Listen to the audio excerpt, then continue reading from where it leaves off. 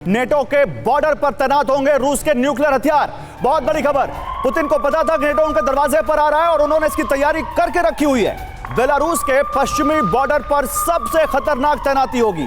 एटमी हथियारों को लेकर रूस का सनसनीखेज फैसला। बेलारूस में रूस के राजदूत ने एक बहुत बड़ा बयान दिया है।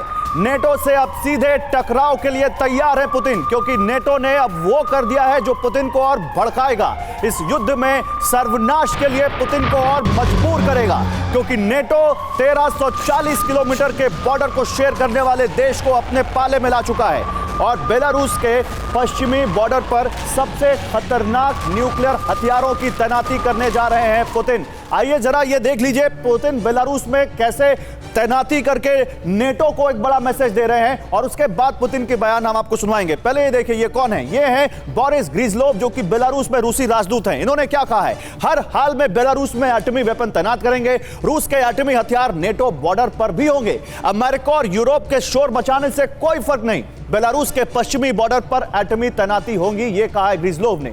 अब सवाल है कि क्या पुतिन को यह पता था कि वो क्या करने वाले हैं। आप जरा मैप के जरिए समझिए। ये आप देखिए पूरी वॉर जहां पर चल रही है, ये यूक्रेन में वॉर चल रही है और ये बेलारूस है जो कि पोलैंड से 418 किलोमीटर का करीब बॉर्डर शेयर करता है। ऊपर लिथुआनिया लातविया है और नीचे यहां पर उसके पास यहां पर कैलिनिंग्राड भी आता है। अभी समझिए, पोलैंड को 400 किलोमीटर के बॉर्डर शेयर करने वाले पोलैंड, जो कि एक नेटो कंट्री है, वहां पर उस बॉर्डर पर न्यूक्लियर हथियारों की तैनाती कर रहे हैं पुतिन। पोलैंड रूस का सबसे बड़ा दुश्मन है। क्यों? क्योंकि यहीं से सारे हथियार पश्चिमी देशों के यूक्रेन आ रहे हैं। अब भी अगर इस बॉर्डर पर न्यूक्लियर हथियार हैं, तब तो समझिए पूरा यूक्रेन उनकी जद में है। और क्या यह फिनलैंड का जवाब है? पश्चिमी हथियारों की जो सप्लाई पोलैंड से हो रही है, क्या उसका जवाब है? युद्ध के बाद पोलैंड ने तेजी से जो अपनी सेना बढ़ाई है, क्या यह उसका जवाब है? ये बहुत बड़े यहां पर सवाल हैं। अम्बासडर मल्होत्रा, पुतिन की यह वार्निंग और उसके बावजूद फिनलैंड का नेटो में शामिल होना और उसके बाद पुतिन का बेलारूस के बॉर्डर पर इस तरह से न्यूक्लियर हथियारों की तैनाती करना, क्या सर ये वर्ल्ड वॉर की तरफ जा रहे हैं हम?